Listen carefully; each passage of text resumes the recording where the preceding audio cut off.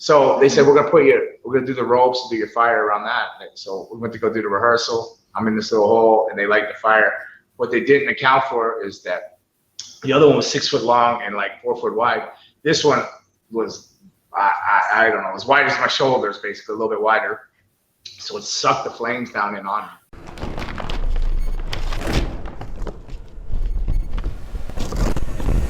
All right, guys, without any further ado, we're about to bring out our guest. He is one of my favorite wrestlers of all time and also one of my favorite humans. He is the one and only Gangrel. Woo. Hi, how you doing? Hey, that's such honor as favorite wrestler and one of your favorite humans. Oh, well, thank you so much. Oh, yeah. Anybody that you know, like, or anybody that I know, when I talk about you, like, you are literally the reason why I got into wrestling because of you and the Brood. I'm sorry. Obsessed. Don't be. But thank you so much for joining us. So we're going to kind of get right into this. So you recently appeared on AEW in the Hardy Compound match and also on Talkn'Shop-A-Mania, which I guess was a ball something match. But I think the question that all of us want to know is a ball for ball. Ball for ball match, right? The question we all want to know is who had the better catering? That neither. AEW brought in, I think they brought in Chipotle or something like that because it was at Matt's house. It was all outside, and the ball for ball match on Talking Shop was at like Gallows' house. So he had like just pizza thrown in there or whatever in the back, but they had alcohol. They had plenty of alcohol, but I don't drink that much anymore. But AEW had turkey, so they had the healthier food. So I'm going to have to say AEW. If you're a drinker, I'm going to say Talking Shop. That hoop line, oh yeah. There's a lot of guys that they were speaking. They clearly, when I got there, but by the end of the night, I had no idea what they were saying. I love you.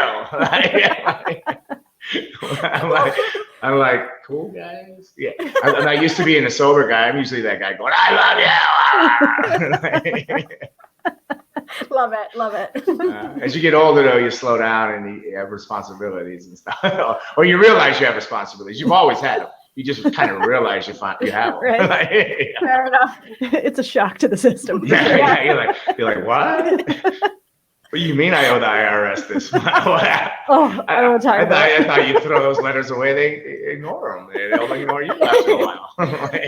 Is that how it works? Okay, adulting. Hope. Yeah. No, apparently not, because they're talking to me, and they don't believe that thing. They don't go 3 years past 3 years, because they're going 8 on me.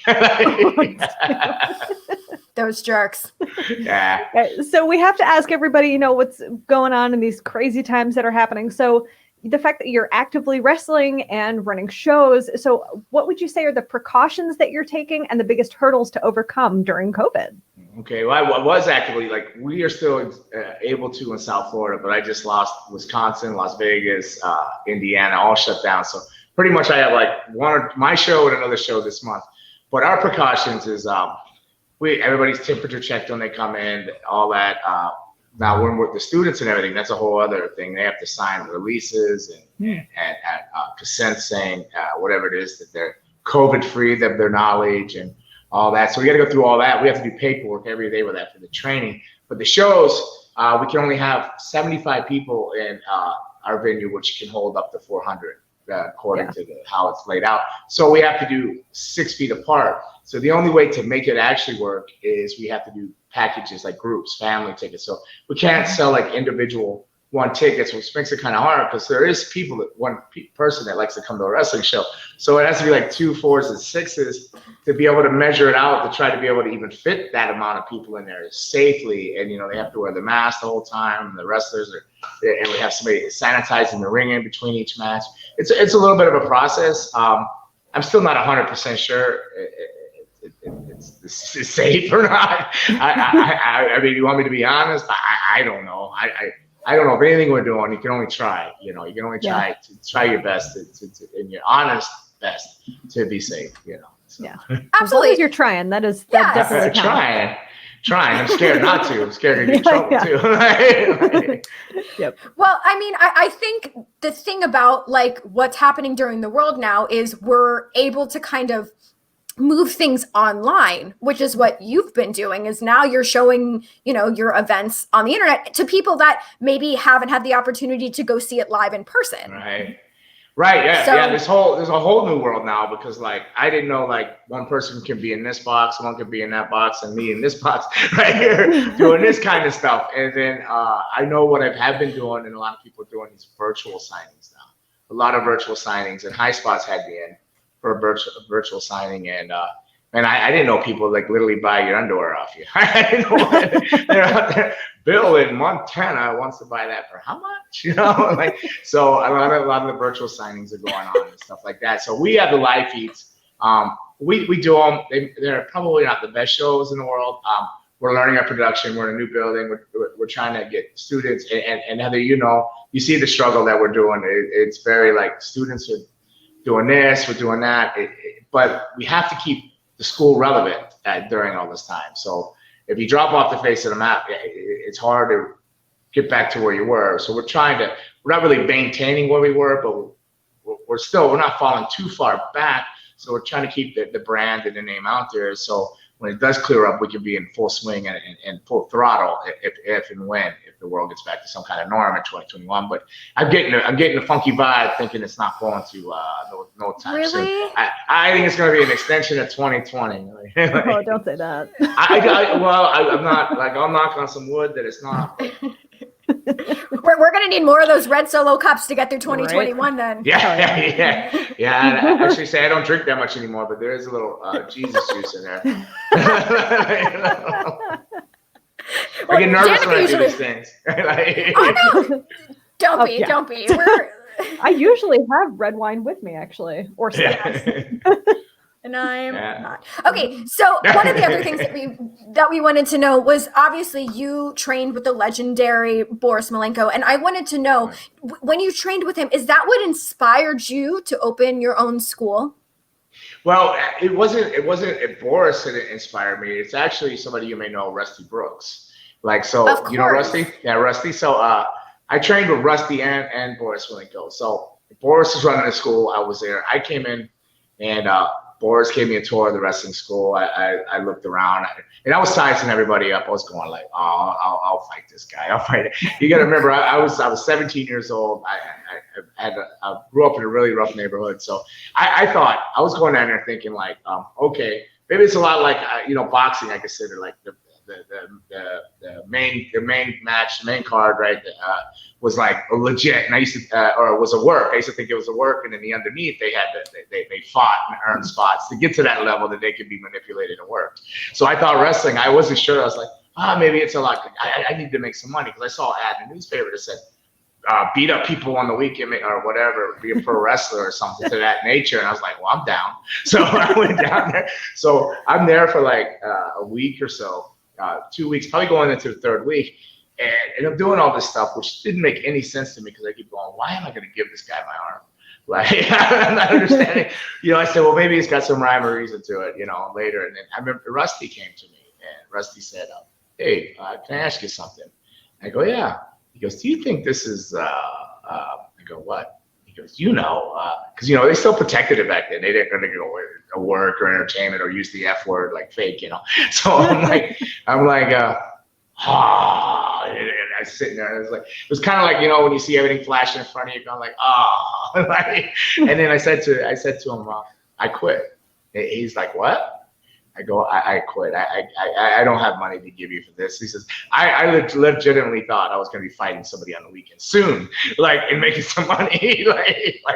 I go, no, I can't give you any more money for this. You're going to tell me this and this and that. There's no way I could do this. I can't give you any money. And he goes, but you're really good at it. He says, you think it's real, and you're hesitating on everything, but you still do it first time around. Like, I've never seen that. You just nail it, and I said, yeah, it's not for me. I got to make some money.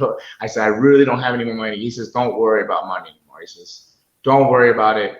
Well, all you got to do is just give back to wrestling, right? He says, I'll write you in the books as a trainer, and then just stay after and train, and then always give back to wrestling. That's why I've always stayed associated with wrestling schools after that, because wrestling saved my life, because I was a little hood rat, and I was well on my way getting either going to prison or ending up dead or so on and so on, as the stories go for a lot of people coming out of neighborhoods like that. And so wrestling saved my life, and Rusty is the reason that I stay heavily involved in wrestling schools and stuff like that, training facilities the whole time. Yeah, because he asked that of me. He gave me that opportunity.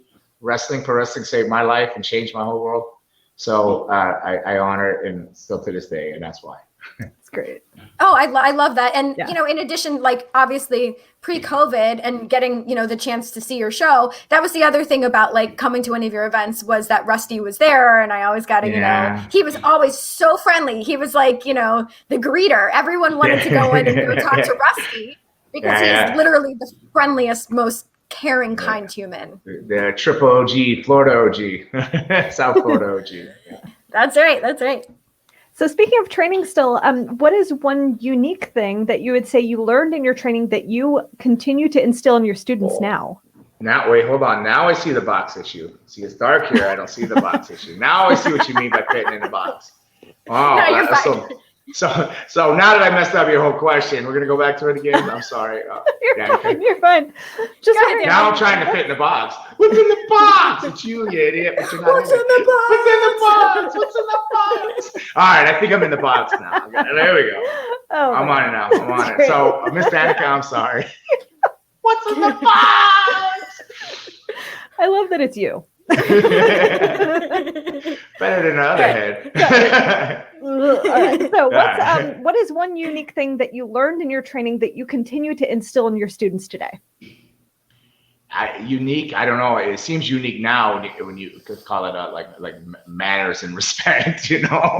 It's like, you know, I don't know, unique. I don't know. I don't know what's unique because it all seems so the same to me doing all the time, you know.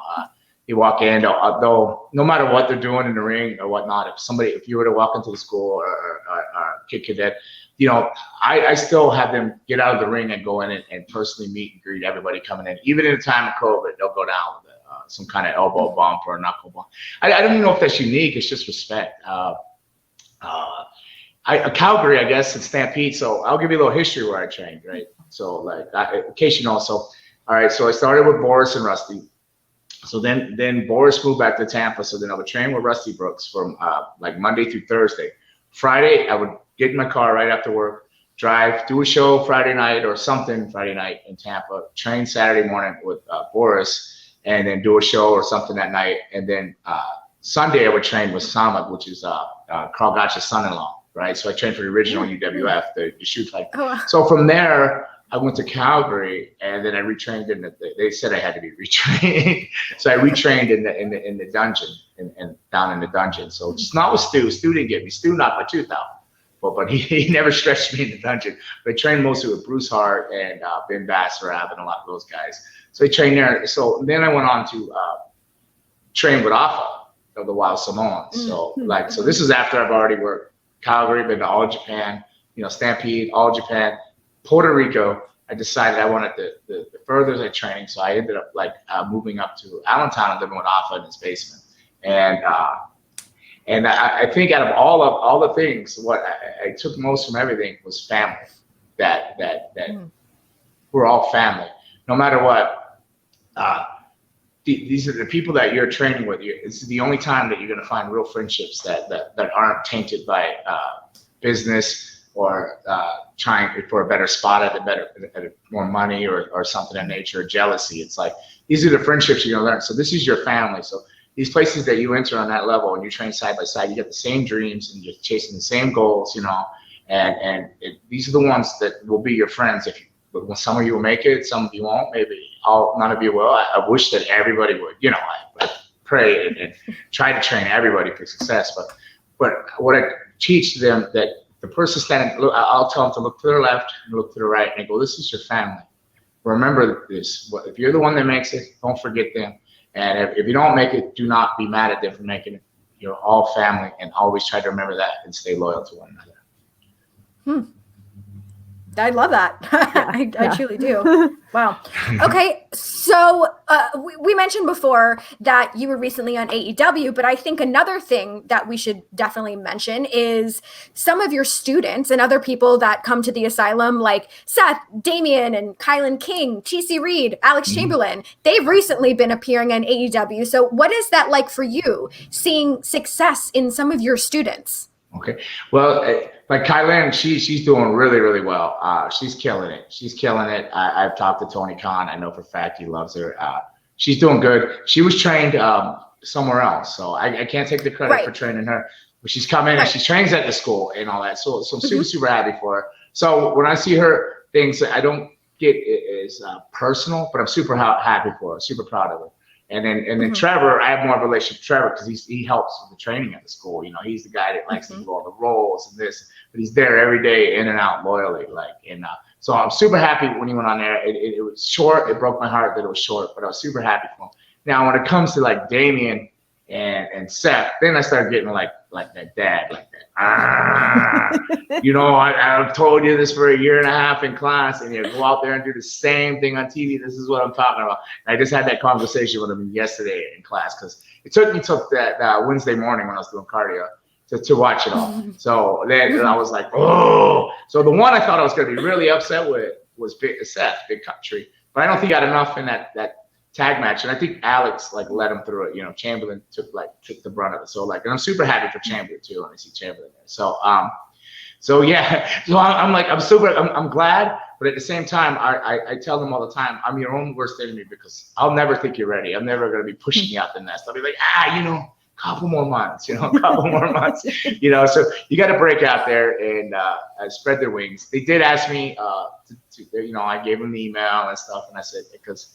I didn't know. I felt like I said, I'm their worst. I'm the one holding them back, because you got to get out there and spread your wings. And so as I watched the AEW and stuff, I said, all right, well, hopefully they can survive, And they did a good job. They did a good job for never having that kind of TV time or exposure. They worked in the asylum and GWA and stuff. But that's a big step different, with production and stuff like that than the warehouse over in Tiger Tail Boulevard. They might have done. Gotta love the warehouse. Yeah, you love the warehouse, the asylum. But I was proud of them. They held together better than I thought. One did better than the other one.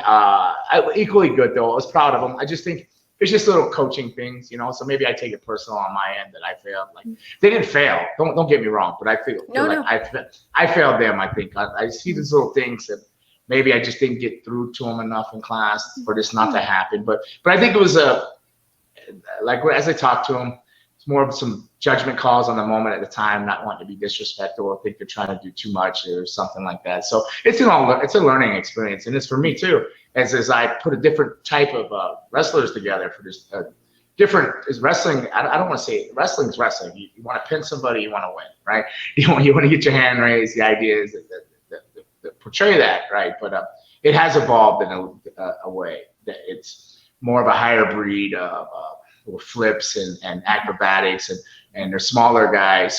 So as I was traditionally trained, I teach a lot of footwork and psychology, which is I still believe is the heart and foundation of it. But and they were good with that. But it's just probably sometimes I feel like maybe I held them back with not letting them cut loose so much with that type of style and holding them to the footwork foundation. So when they get in there and they're going with somebody that's going boom, boom, boom, boom, boom, boom, they look kind of in slow motion. So as I watched them, it was a learning experience for me to go, okay, all right, so here's where I have some weaknesses here with them or myself or us as a team. They say it's individual, but it's a team. I'm training, I'm a part of that, and we're all in this ride together. They do well. I'm a proud papa. They do bad. I'm crying in the corner too. Not because I'm embarrassing them, because I'm sad for them and me. Like both. I feel their pain and their emotions. So I want them to do really good. So maybe that's why I hold them back too much, but maybe that's been the Achilles heel. So I got to let them turn it loose. So going into 2021, we're going to start having Saturday night shows in the asylum. So Sundays will be the pure student shows. They're going to go out and sell their own tickets, learn how to get people to invest in them. But Saturday, we'll be able to have a little bit more money to spend and work programs and also possibly try to start a TV, working on one of the stations. They're saying, I don't want to say it or jinx it, but they're saying we should have half hour in 2021 if the COVID stuff here gets everything straightened out. So on an actual TV station. So not like not a YouTube, but an actual like TV station that you turn your TV on and go, oh. All right. So Good. we're Good gearing thing that up. for So those shows on that Saturday night will be more. I'm going to let them turn loose, and I'm already starting to let them do that in training now. So. Awesome. Fantastic. Yeah. Well, I'm going to switch gears a little bit because Right. I just wanted to ask kind of a random question and ask, what is your favorite day off activity?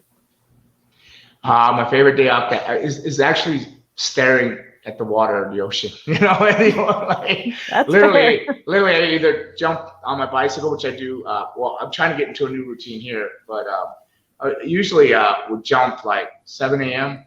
On an empty stomach, and I would get on my bicycle and ride to the beach and ride up down the beach, and then I would just kind of sit out there and meditate, you know, and let things go. Like I don't know, I guess it's my form of like some type of, it's a meditation, I guess. So, and I do that, and then I come back and I feel completely ready to attack the week, the day, or whatever problem I had is behind me, you know, or I've solved it somehow in my head out there. So that's what I do. Other than that, I'm in the gym all the time or at school. I'm literally at that school, or I'm wrestling when COVID has slowed things down, things canceled. But I would be at the school Monday through Thursday or Monday through Wednesday, being on the road Friday, Saturday, Sunday. So technically, up till now, this past week, I had been slammed, and now I have days off. Like tonight would be packing to be on a plane tomorrow morning or flight tonight. So I'm not heading out, as I said earlier. Las Vegas closed, and Wisconsin closed, and Indiana. So I've lost all my work up until the 12th, the toy drive, and then I'm in Charleston, South Carolina on the 13th, and then I think I have something in Daytona on the 19th. So that's it. Everything canceled. I'm like, Fair. So I'm Okay, having well, a lot of days this off. is- So if you ask me this question again later, I might have a better answer for you because I've had days off. To tell you what my favorite day off activity is. It used to be the movies back in the day. I used to go to the movies, or the movie theaters closed. So, I know. Yep. Now they just announced today that they're like releasing everything on HBO Max the same day it would be out in theaters. I don't know how that's going to go. all I know is I think I scored tickets to go see Wonder Woman on the 26th of December. So. Can't wait for that. That's gonna be okay. So-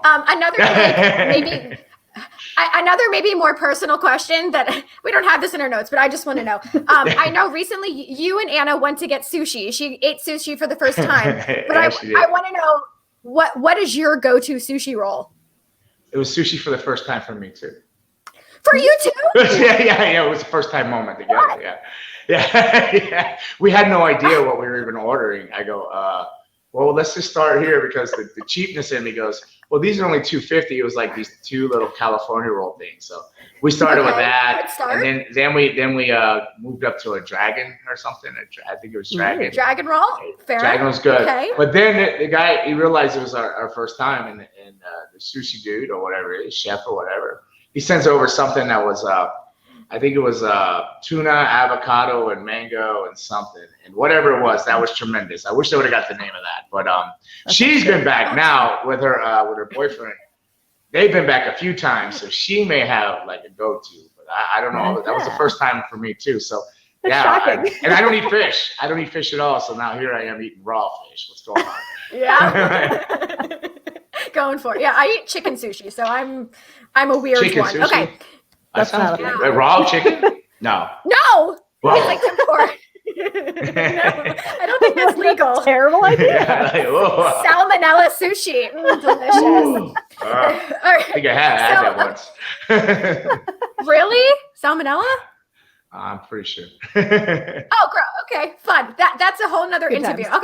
Okay. Yeah. So how about, yesterday, Jude and I were actually rewatching WrestleMania 15, and I wanted to know if you had any recollection of the mishap that happened. I think Edge got stuck on his during the Undertaker Hell in a Cell match. We all got stuck. I was All of stuck you in got between stuck. I was stuck in between the soundboard and the lighting. So I was praying that they didn't come on the sound, that they didn't come on the microphone with music or anything, because I would have just got blown away. And then Christian was stuck. You'd have seen his fingers. He had his fingers right at the edge of the rafters. He's at the top trying to get up there. So what happened is a breaker blew on the thing from the motors. It was pulling too much power. The breaker blew. So we were stuck out there. Yeah. That's terrifying. But yeah, Edge was stuck down. He was stuck down. Like at least he got camera views. They got a lot of photos. I was just stuck between the light and the sound, the big speaker up there, thinking it was gonna come on anytime. I was terrified. So how did they rectify that? Like, how was that fixed? I think they just flip the breaker or whatever blew and change it out, because it was a matter of what, like a minute, but it felt like a lifetime. I can't even imagine. Well, we didn't even know we were doing that. We came in on a Saturday morning and they said you had rehearsals, and we're like, rehearsals? What are we rehearsing? We're not even at wrestle. We're not even here. We're not even doing anything on the show. They go, oh yeah, you are. So we show up Saturday morning. They don't tell us anything, and we get there and they got these guys with these harnesses, and we're like, what's going on here? They go, oh, well, you're gonna come down out of here. And I'm like, what? I'm afraid of heights. I'm like, I'm terrified. So, Whoa. You know what I find interesting is a lot of the wrestlers that we've spoken to always say that they're afraid of heights. And I look at someone like you and I'm like, this guy can do anything. Really, is that one of your fears? Yeah, I'm on the 21st floor here, and I hardly lean over the guardrail, and I sit back. I can't. I don't know why. Yeah. Nope. Me too. It's a great view, but like as long as you're far away. When it's been so windy, it's been really windy, and I went out there the other day and I thought it was gonna blow off. I was like, whoa! I was like moving in the wind. Yeah. So I was like, oh no, let me just stay inside to this calm down. God. I'm truly, I'm not a big fan of heights at all. Yeah. Although I want to go skydiving, if that makes any sense. Yes, I do too. Nope. Yeah. I do too. So I'm supposed to take Anna. Me and Anna are supposed to go at some point. And All right, we'll have to see the videos. Yeah, we'll do a live thing. Somehow we'll get a rig and jump out. Maybe you can go. Maybe we can all go. We got invited. Yeah. But Rey Mysterio invited us. Yeah, it was Ray. There you go. Like San Diego or something. Yeah. Let's all go. We'll all go. We'll all jump out of a plane, a perfectly functioning plane. You'll have to push me because I won't jump out willingly. Well, San Diego's a pretty place if you gotta jump out of a plane. It's nice views, nice ocean. It's a great place to die jumping out of a plane. Danica. Just don't land on the other side. You're in Mexico. You don't make it back. I'm not bringing my passport for that. Too close to the border. Yeah, you better make sure you have a passport. Well, it's kind of speaking of like mishaps and stuff. I was wondering, because of your impressive pyrotechnics entrances, have you ever had any like pyrotechnic mishaps? No, but yes. Speaking of Rey Mysterio, so no, when I was originally there, my first run in the Brood, all of us, none of us, no issues with the pyros. Then I came back when I did a mixed tag with Viscera and Viscera against the Undertaker. They go, well, we don't have your elevator. We're gonna have you come out. We have Ray coming out of this thing now, this little like square like thing that fits pretty much just Ray. But you know how he pops up, comes out of the ring. So they said, we're gonna do the ropes, do your fire around that. So we went to go do the rehearsal. I'm in this little hole, and they light the fire. What they didn't account for is that the other one was 6 foot long and like 4 foot wide. This one was, I don't know, as wide as my shoulders, basically a little bit wider. So it sucked the flames down in on me. So like the draft, it sucked them in, and so all the skin here, like if you can see it if we're in person, you'll be able to see it. But it's two-tone. I was literally holding my skin in my arm because it was just flame, and then mine was powered. Theirs was a crank for Ray, but he would let it pop. So I literally just vertically jumped up out of the hole and was holding my skin, and they were there. The trainer came over and clipped my skin off with scissors and a pile of it. And then they just wrapped up with gauze. And this was like an hour before the show, and I think we were like early in the show. So within 2 hours later, I did the match, and then got on a plane home and went and saw a specialist. So I was out for like a month and a half, 2 months or something. God. I had to get grafts like that. But I'm good.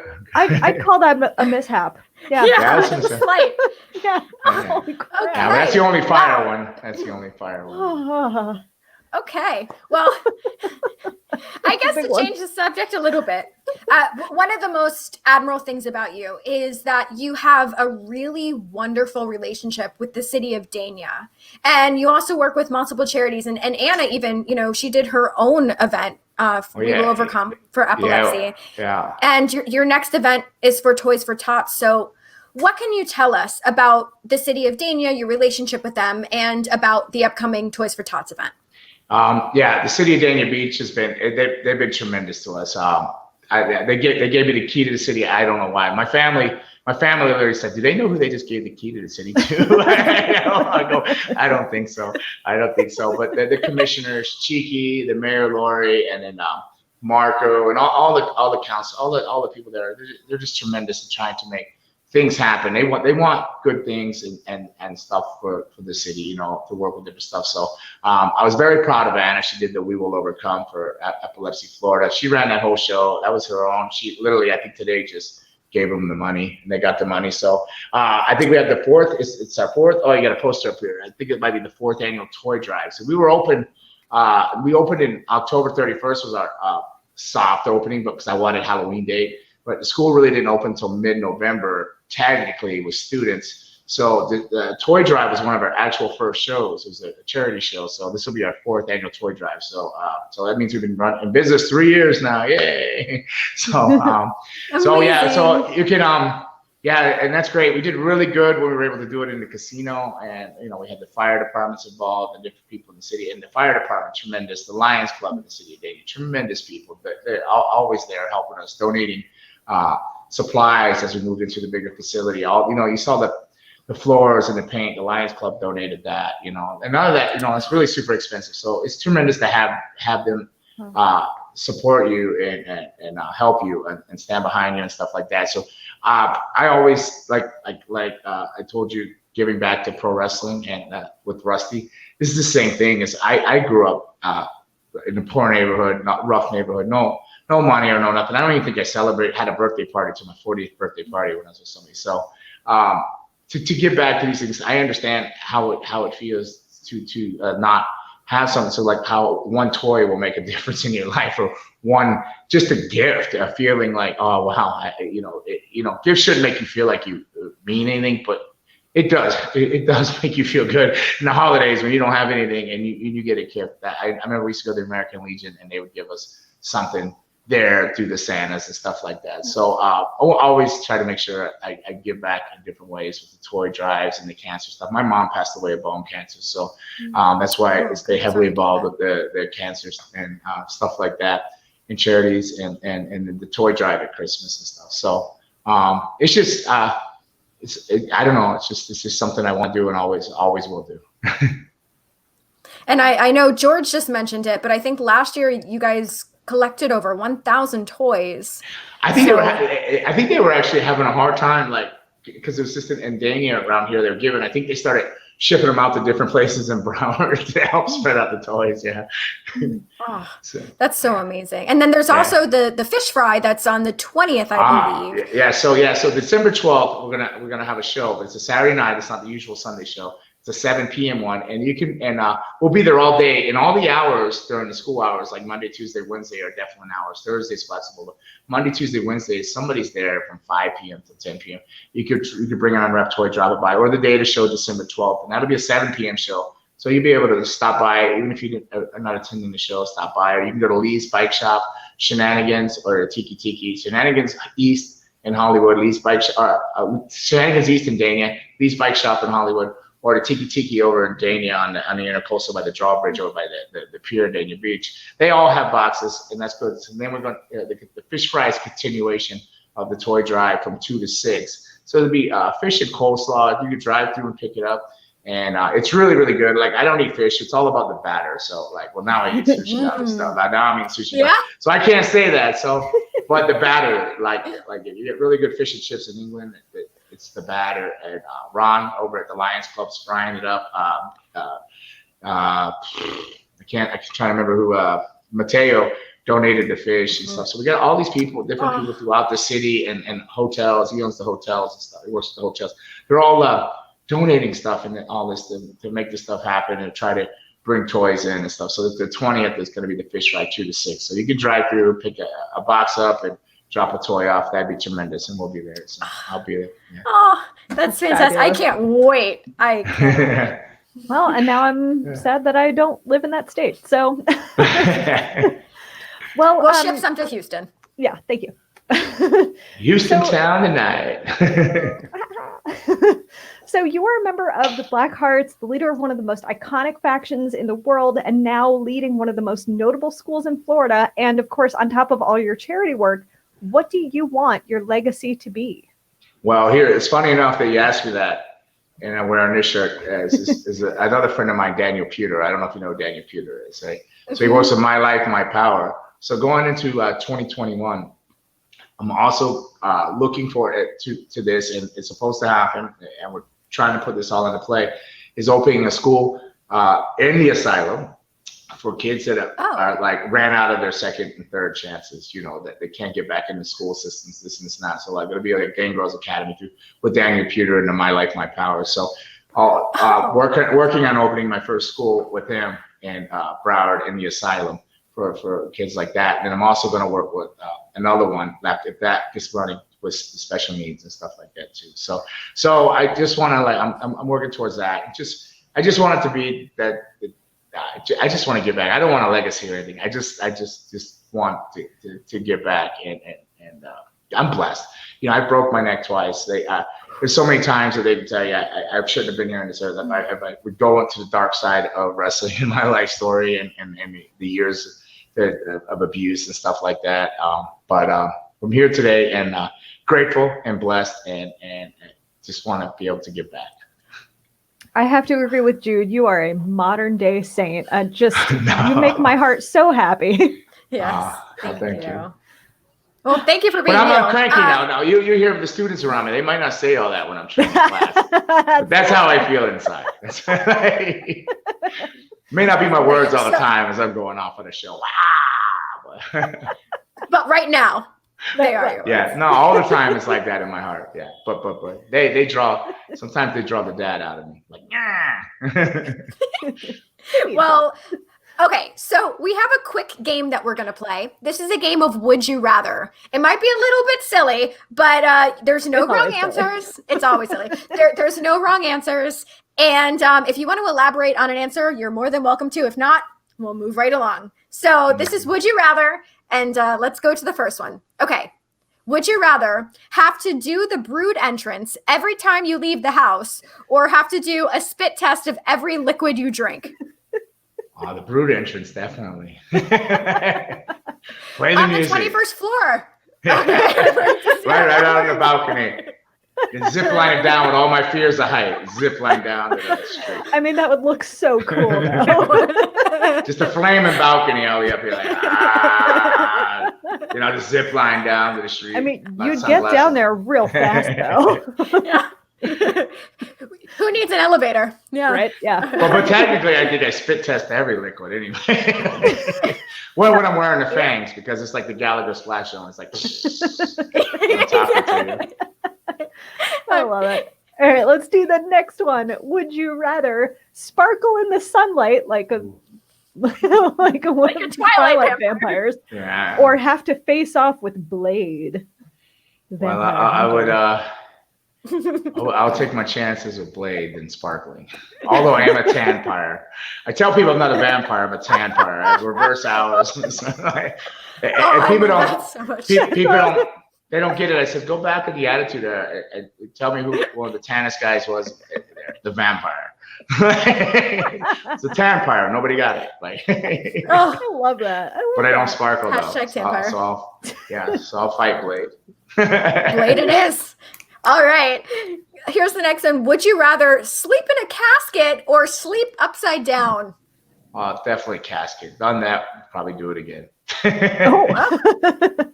I have one in my living room. I actually I gave Luna one to her exact measurements, and then I put bookshelves in it and put it on a stand, and it was in our living room really? for we keep all the books and stuff in there that she read. Oh, that's really cool. Clever. Yeah. Very clever. All right, our next one. Would you rather live in a Gothic style castle or live in a Victorian style mansion? Both could be very vampire fitting. Yeah, which one has more stairs? Ooh, good question. I'm gonna say the mansion. Yeah, I would think Well, then so. I'm going in It the looks- Gothic Castle. There you Because go. you could flip a coin. I would live in either. But Dude, I'd probably take the one where the main bedroom's on the bottom floor. Like, oh, yeah. That's a Okay. good one. Save the knees. Yeah. yeah, right? I'm grizzled. I'm so grizzled. All right, here's the next one. I'm really Would you worried here rather- if there's a fire or something. We're on the 21st floor. I'm going, there's no way Well, I'm getting down these stairs. Oh, you fly. yeah. All I'll right. find out. Would you rather be a reverse centaur or a reverse merman? Oh my goodness. I love this The question. centaur reminds me of the Old Spice commercials. Slightly, yeah. Merman, this particular merman's freaking me to flip out. It looks like an eel. Yeah. And I feel like he knows that you just had sushi for the first time, so he's slightly judging you. He's like, Yeah. I might go with the reverse centaur because he's got nice glutes. His calves need work. And I'm lacking in the butt lifting. department, so I'll take the glutes. So, and his shoulders look pretty good too, his arms. So I think I'm going to go with the Alright. reverse centaur. Amazing. okay. Neat. All right. Our next one. Would you rather be able to fly or be able to teleport? Oh. Both would help with getting down from the 21st floor. Yes. So- Yeah. That's a very fair thing, and that's the first thought I had was that flying. But teleport, I wouldn't think I could teleport down. Yeah, I'm gonna go with teleport Solid. because you Yeah. break up a bunch of million particles, right? I'll do that. That's cool. Cool. As long as there's not a fly in the other, right? Is that how it works? And then you turn into Jeff Goldblum. All right. Yes, with the big eyes, I got them already. All right, here's the next one. Would you rather, okay, wrestle All right. Boris Malenko in a 60-minute Iron Man match or wrestle Kevin Sullivan in a cage? At their age now, well, he's passed away, so it can't be now. I would go with Malenko just because he's Kevin. I'm not against. I love Kevin, and I worked Kevin before many times as a young kid, and I just talked to him 2 weeks ago. So Kevin, no, but Boris, out of just respect, being the sensei and everything, I would love to do an Iron Man match with him. So that would have been awesome. Yeah, I would have got the Malenko stomp that everybody calls the Garvin stomp and all that. Yeah. Definitely Boris Malenko, the professor. Nice. Well, I wanted to answer this question that Ismail had. Who comes up with these questions? It is Kid Cadet and myself. You're welcome. Yeah. You're very welcome. The Unless you hate merman and the centaur. That one threw me for that. Yeah, sorry We about just that. like the graphics. Anyway, Yeah. all right, our next one. Would you rather lead a modern day version of the Black Hearts or lead a modern day version of the Brood?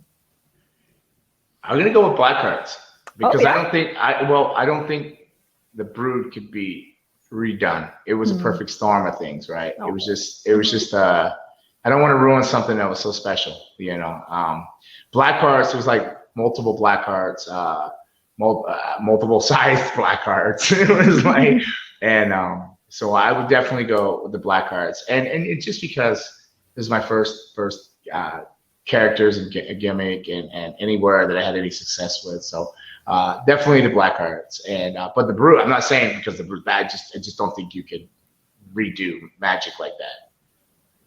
So who would be in your new version of the Black Hearts? Anyone stand out to you? Yeah, well, they got an ass on, but with Damian Priest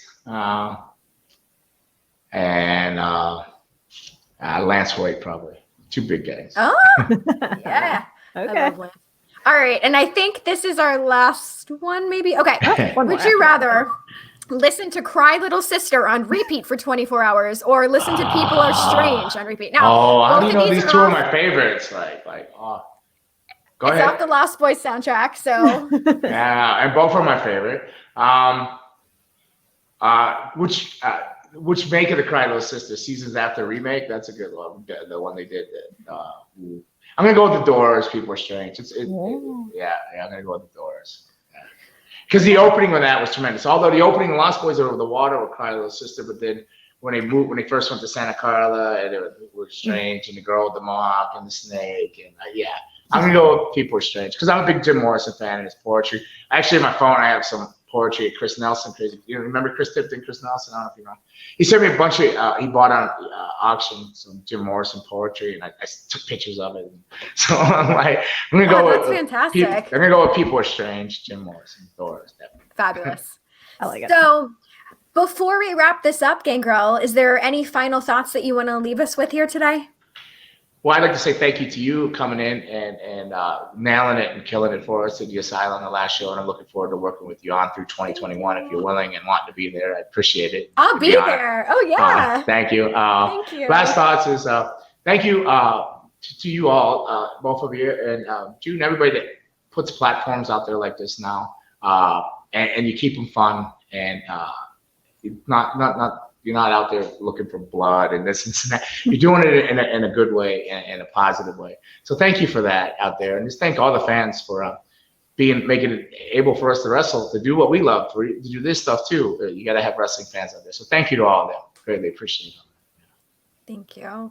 Well, before we wrap this up, Danica, do you want to go over our upcoming guests that we have? Yeah, let's do it. All right. On next Tuesday, December 8th, we have Josh Segar, the actor, and Hurricane Helms, of course, the wrestler. Tremendous. On Thursday, December 10th, we have bassists Matt Riley and Derek Frank. On the following Tuesday, December 12th, we have Rashad Santiago and Rick Prince, both from Face Off on Sci-Fi. And then on Thursday, December 17th, we have Jeffrey Weissman, the actor. And then on Tuesday, December 22nd, we have Casey Jost. And then on December 29th, we have the fabulous Jonah Ray. And then we also have, Yes, Steven Gonzalez is joining us from our first show of next year. He is from Ghost Nation. So, all right. Well, thank you so much again, Gringo. We really appreciate it. And I guess I'll see you next week. Right? Is it already next week? Yeah, it'll be next week. Yeah, be next week. Time flies. Well, this has been so much fun. You got the Ghost Nation. I'm going to have to come back on like when my trailer gets out for the other project I'm working on. I didn't tell you about Gangrels Ghost Stories. So where I travel to towns and I get different wrestlers like Joey Janela or somebody, wherever I'm on the card with, and we go into like a place and we meet the locals and talk to them and find out what's on it and stuff like that. And then talk to them and we like investigate stuff while I'm on the road. Yeah. Oh, well, if you're available, you should join us for that show. Yeah, that'd be really maybe. fun. January 5th, yeah. All right, sounds Love good. it. All right, everybody. Well, have a wonderful weekend. Make sure to wash your hands, protect yourself, eat a lot of sushi, I guess. And we'll see you guys on Tuesday. Be safe, everybody. Bye.